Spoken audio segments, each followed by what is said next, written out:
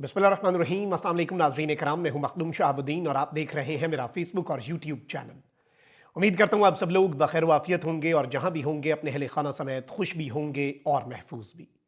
नाज़रीन इकराम, आज 26 फरवरी 2025 एक बड़ा मैच पड़ने जा रहा है और जो इस हुकूमत के साथ कप्तान ने ईद के बाद करने का मंसूबा बनाया था, यूं लग रहा है कि इस हुकूमत की फस्तायत, इस हुकूमत का जुल्म, इस हुकूमत का जब्र और इस मुल्क को एक डिक्टेटरशिप में कन्वर्ट करने की इस हुकूमत की जो काविशें हैं, वो सब कुछ वो आज या कल में करवा देंगे।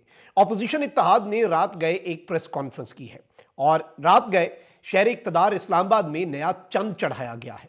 इस सब के अंदर एक जानिब तो अपोजिशन इत्तेहाद आज किस तरह से दमादम मस्त कलंदर करने जा रहा है और आज शहर इक़्तिदार के अंदर बहुत कुछ हो सकता है, यानी सब कुछ हाई अलर्ट पे है। रात गए एक बड़ी अहम तरीन सिक्योरिटी मीटिंग्स जो है वो कर ली गई हैं और आज आपको इस्लामाबाद में एक बहुत बड़ा, आप कह लें कि तमाशा देखने को मिल सकता है, क्योंकि इस निज़ाम से और इस हुकूमत से कुछ अच्छे की उम्मीद तो है नहीं। ये मामला क्या है, इस पर बात करना ज़रूरी है। इसके साथ ही साथ जनरल बाजवा साहब जो हैं, बड़े अरसे बाद जनरल बाजवा साहब जो हैं वो मंजर आम पर आए हैं पाकिस्तान के अंदर। वैसे तो बाजवा साहब जो हैं उनकी इससे पहले तमाम तरह अपीयरेंसेस जो हैं, कभी किसी एयरपोर्ट पर, कभी यूएई में, कभी फ्रांस में, अभी रिसेंटली फ्रांस के एक एयरपोर्ट की भी वीडियो उनकी आई। फिर मुख्तलिफ ममालिक के अंदर वो टहलते हुए, और यूरोप के ट्रिप्स बड़े पसंद हैं उन्हें, और साउथ फ्रांस, यहाँ वहाँ, प्राग और बड़े प्यारे प्यारे शहरों में वो जाते रहे हैं। लेकिन पाकिस्तान में उनकी एंट्री हुई है, उनकी वीडियो भी आई है, वो भी आपके सामने रखनी है। इसके साथ ही साथ हुकूमती इत्तेहाद जो है उसने भी शहबाज सरकार पर बमशेल गिरा दिया है और इस वक्त एक जानिब अपोजिशन इत्तेहाद है तो वहीं दूसरी जानिब हुकूमती इत्तेहाद जो है उसके लिए भी ऑल इज़ नॉट वेल। ये सारी की सारी डिटेल्स जो है ये मैं आपके सामने रखता हूँ, बल्कि आगाज़ ही हम हुकूमती इत्तेहाद से कर लेते हैं। सदर मुमलिकत आसिफ अली जरदारी से गवर्नर हाउस लाहौर में पाकिस्तान पीपल्स पार्टी की पंजाब की पार्लिमानी पार्टी ने मुलाकात की और इस मुलाकात में जो अंदरूनी कहानी है इस मुलाकात की वो सामने आ गई है। पार्लिमानी पार्टी पंजाब के मुताबिक पार्टी रहनुमाओं ने आसिफ अली जरदारी के सामने मरीम नवाज की हुकूमत जो है और नून लीग जो है उसके हवाले से शिकायत के अंबार लगाए और बताया कि इंतजामी मामलात में पीपल्स पार्टी के अरकान को नज़रअंदाज किया जाता है। मुस्लिम लीग नून तरक्याती फंड्स की तकसीम पर पीपल्स पार्टी को लगातार नज़रअंदाज कर रही है।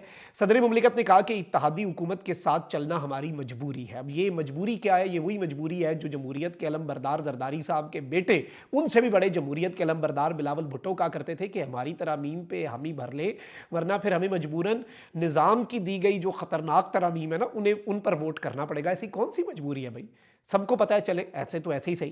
जरदारी साहब ने कहा कि जानता हूं कि तहरीरी मुआहदे के नुकात पर अमल दरामद नहीं हो रहा। पीपल्स पार्टी के रहनुमा आइंदा बजट आने तक मसाइल हल होने का इंतजार करें, वरना आइंदा बजट के अंदर फिर हम देखेंगे हमने क्या करना है। और इसमें मैं आपको ये बता दूं कि बहुत सी चीज़ें जो हैं वो इस वक्त हुई और इसमें अच्छी खासा फड्डा हुआ और अरकान ने कहा कि भाई हमारी सियासत का तो भट्ठा बैठ गया। जो रिटर्न मुआहदा था वो रिटर्न मुआहदा भी नहीं हुआ। तो जरदारी साहब ने कहा हमारी मजबूरी समझे। मजबूरी कौन सी मजबूरी? कैसी मजबूरी? मजबूरी सिर्फ एक ही है कि हमें खबर है लुटेरों के सब ठिकानों की, शरीके जुर्म ना होते तो मुखबरी करते।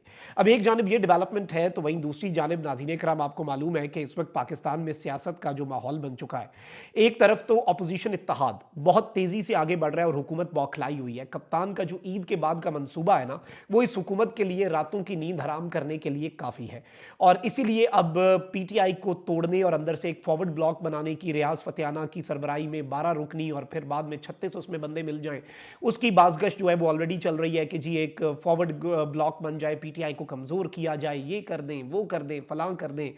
लेकिन इंपॉर्टेंट चीज़ ये है कि ये सब कुछ क्यों, ये बातें निज़ाम ऐसा क्यों करना चाह रहा है? ऑब्वियसली क्योंकि पीटीआई ने स्ट्राइक बैक करना है ईद के बाद।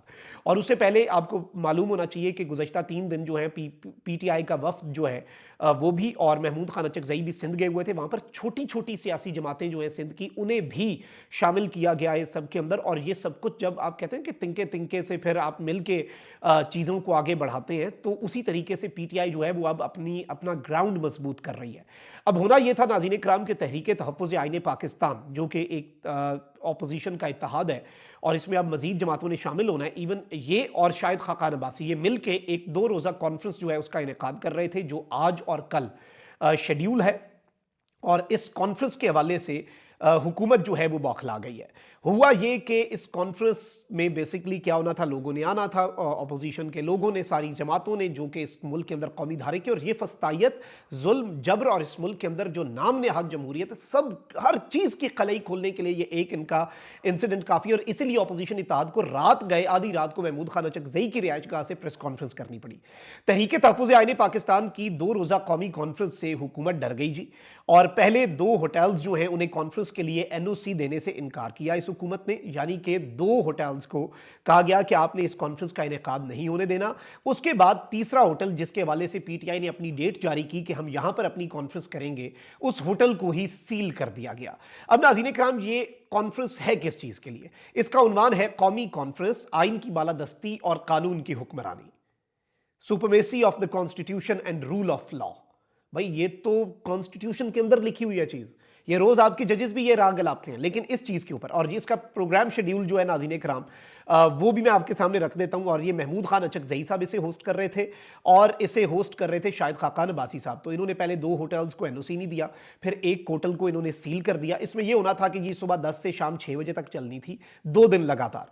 और इसमें यह था कि पहले इस्तकबालिया खिताब जो है वो शायद खाकान अब्बासी साहब ने, और उसके बाद मैं शेड्यूल पूरा आपके सामने रख देता हूँ। फिर इब्तदाई खिताब जो है वो महमूद खान अचकजई, फिर मीडिया का इजहार ख्याल, फिर वक्फा बराए नमाज ज़ोहर और ताम, और फिर दानिशवरों का इजहार ख्याल, फिर वक्फा बराए नमाज असर, फिर वकला का इजहार ख्याल, फिर अगले दिन सियासी काबरीन के खिताबात, फिर कॉन्फ्रेंस की तजावीज़ पर एक डिबेट, और फिर उसके बाद एक प्रेस कॉन्फ्रेंस। ये 2 दिन का शेड्यूल था, लेकिन इन्होंने इसे कैंसिल किया। इसलिए पाकिस्तान तहरीक इंसाफ ने रात गए बेसिकली इस हवाले से एक प्रेस कॉन्फ्रेंस की। महमूद खान अचकजई, शाहिद खाकान अब्बासी और साहबजादा हामिद रज़ा। साहबजादा हामिद रज़ा दबंग शख्स हैं, उन्होंने कहा कि तमाम लोगों को आगाह कर रहा हूं कि आज, यानी उन्होंने तो कल का कहा, यानी कि आज का, कि बारिश हो या तूफान हो या कुछ भी हो, ये कौमी कॉन्फ्रेंस हर सूरत होगी, और हमने 26 और 27 की डेट दी है, तो ये अब होनी ही होनी है, चाहे आपने जो मर्जी करना है आप कर लें। इस सब के अंदर मैं आपको बता दूं कि अपोजिशन इत्तेहाद ने आज इस्लामाबाद में हर सूरत कॉन्फ्रेंस करने का ऐलान कर दिया है।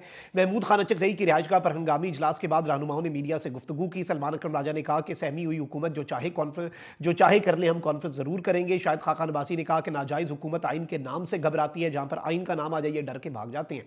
प्रेस कॉन्फ्रेंस करते हुए शायद खाकान अब्बासी ने कहा कि हमारा मकसद मुल्क में आइन की बालादस्ती कायम करना है। मुल्क में ऐसी हुकूमत है जो अवाम की नुमाइंदा नहीं, मुल्क में नाजायज हुकूमत है जो आइन के नाम से घबराती है।